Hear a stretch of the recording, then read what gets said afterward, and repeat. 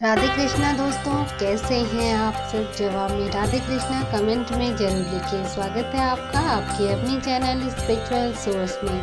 आज हम बात करेंगे खरमास माह की। खरमास क्यों लगता है, कौन से कार्य खरमास में नहीं करना चाहिए और कौन से कार्य करना चाहिए कि इस अशुभ मास में भी शुभ फलों की प्राप्ति हो सके। मास में व्रत का क्या महत्व है और खरमास की प्रचलित पौराणिक कथा क्या है, वह सब इस वीडियो में आप जानेंगे। को यह बात भी अवश्य जाननी चाहिए कि इस माह का नाम खरमास क्यों पड़ा, इस दिन से खरमास प्रारंभ होगा और कब समाप्त होगा, यह तिथि भी मैं डिस्क्रिप्शन में आपको दे रही हूँ। वीडियो आपके लिए उपयोगी जरूर साबित होगी। वीडियो के अंत तक जरूर जुड़े रहिए और जानिए सभी संपूर्ण जानकारियों को। सूर्य की बृहस्पति की धनु राशि में गोचर करने से खरमास शुरू होता है। यह स्थिति मकर संक्रांति तक बनी रहती है।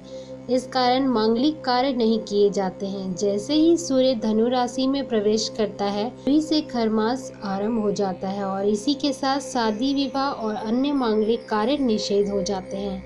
आइए जानते हैं कि क्यों इस माह में विवाह जैसे संस्कार नहीं किए जाते हैं। इस माह में सूर्य धनु राशि का होता है। ऐसे में सूर्य का बल वर को प्राप्त नहीं होता और वर को सूर्य का बल और वधू को बृहस्पति का बल होने के साथ ही दोनों को चंद्रमा का बल होने से विवाह के योग बनते हैं। पर ही विवाह की तिथि निर्धारित होती है। इसलिए खरमास शुरू हो जाने से विवाह संस्कारों पर 1 माह के लिए रोक लग जाएगी।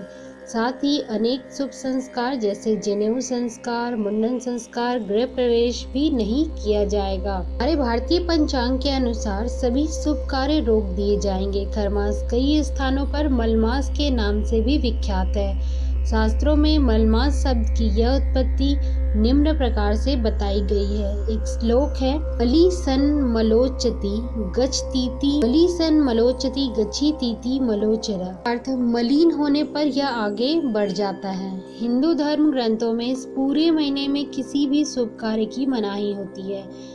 जब गुरु राशि धनु में सूर्य आते हैं तब खरमास का योग बनता है। इसमें 2 मलमास, पहला धनुर्मास और दूसरा मीन मास आता है। यानी सूर्य जब बृहस्पति की राशियों धनु और मीन में प्रवेश करता है, खर या मलमास होता है। क्योंकि सूर्य के कारण बृहस्पति निस्तेज हो जाते हैं, इसलिए सूर्य के गुरु की राशि में प्रवेश करने से विवाह आदि कार्य निषेध माने जाते हैं। विवाह और शुभ कार्यों से जुड़ा यह नियम मुख्य रूप से उत्तर भारत में ही लागू होता है, जबकि दक्षिण भारत में इस नियम का पालन कम किया जाता है। मद्रास, चेन्नई, बेंगलुरु इस 2 विवाह आदि कार्य मुक्त होते हैं। ये जानते हैं कि खरमास में व्रत का क्या महत्व है। जो व्यक्ति खरमास में पूरे माह व्रत का पालन करते हैं, उन्हें पूरे माह भूमि पर ही सोना चाहिए। इस समय केवल सादा और सात्विक भोजन करना चाहिए। इस माह में व्रत रखते हुए भगवान पुरुषोत्तम अर्थात विष्णु जी की श्रद्धा पूर्वक पूजा करनी चाहिए और मंत्र जाप भी करना चाहिए।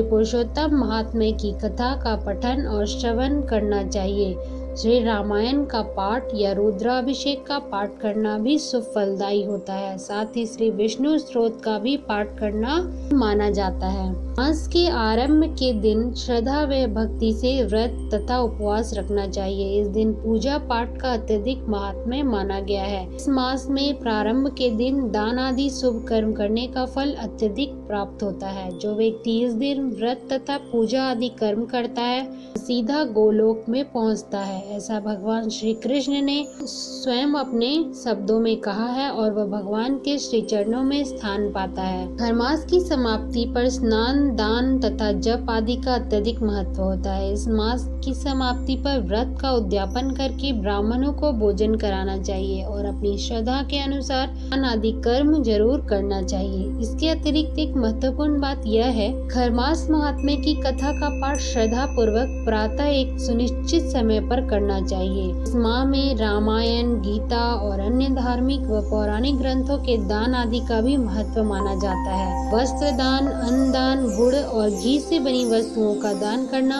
अत्यधिक शुभ माना गया है। इसलिए आप इस माह में रामायण, गीता और अन्य धार्मिक और पौराणिक ग्रंथों का दान अवश्य करें, उनका पठन पाठन करें। अगर आप कर सकते हैं तो वस्त्र दान और अन्य दान अवश्य करें, आपको शुभ फलों की प्राप्ति होगी। ये जानते हैं कि खरमास की पौराणिक प्रचलित क्या कथा क्या है। लोक कथाओं के अनुसार खरमास को अशुभ माह मानने के पीछे एक पौराणिक कथा बताई जाती है। धार्मिक मान्यताओं के अनुसार तथा मार्कंडेय पुराण के अनुसार एक बार सूर्य देवता अपने 7 घोड़ों के रथ पर सवार होकर ब्रह्मांड की परिक्रमा कर रहे थे।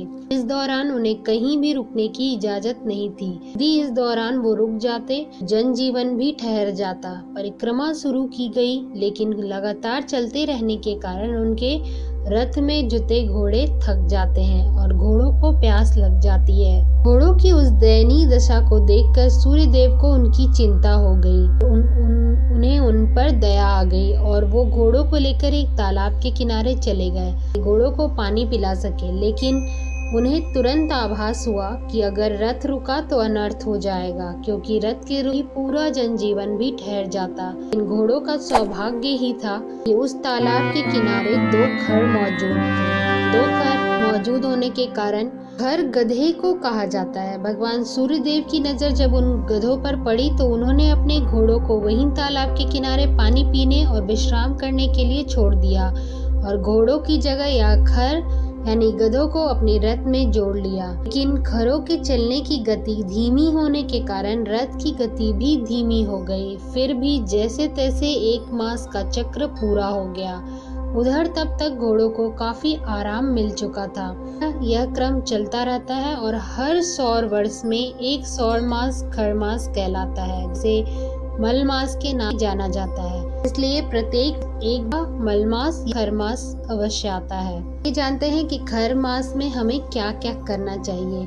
खरमास के महीने में पूजा पाठ, धर्म कर्म, मंत्र जाप, भागवत गीता, श्री राम की कथा, पूजा, कथा वाचन और विष्णु भगवान की पूजा करना शुभ माना जाता है। ध्यान लगाने से कष्ट दूर हो जाते हैं। इस मास में भगवान शिव की आराधना करने से कष्टों का निवारण होता है। शिव जी के अलावा खरमास में भगवान विष्णु की पूजा भी फलदायी मानी जाती है। मास के महीने में सूर्य देव को अर्घ दिया जाता है। ब्रह्म मुहूर्त में उठकर आदि से निवृत्त होकर तांबे के लोटे में जल, रोली और लाल चंदन, शहद, लाल पुष्प डालकर सूर्य देव को अर्घ दें। ऐसा करना बहुत ही शुभ फलदायी होता है। ऐसे सूर्य भगवान को बल मिलता है और आपका सूर्य मजबूत होता है। वीडियो में खरमास से जुड़ी हुई संपूर्ण जानकारियाँ आपको दे सकूं, कोशिश की है मैंने। वीडियो पसंद आई हो तो लाइक जरूर कीजिएगा। इसी तरह की अध्यात्म से जुड़ी जानकारियों के लिए अपने इस स्पिरिचुअल सोर्स चैनल के साथ जुड़े रहें। नए हैं तो चैनल पर सब्सक्राइब जरूर करें। वीडियो देखने के लिए आप सभी का बहुत बहुत धन्यवाद। आज की वीडियो में इतना ही। मिलते हैं अगले वीडियो में एक नई और रोचक जानकारी के साथ।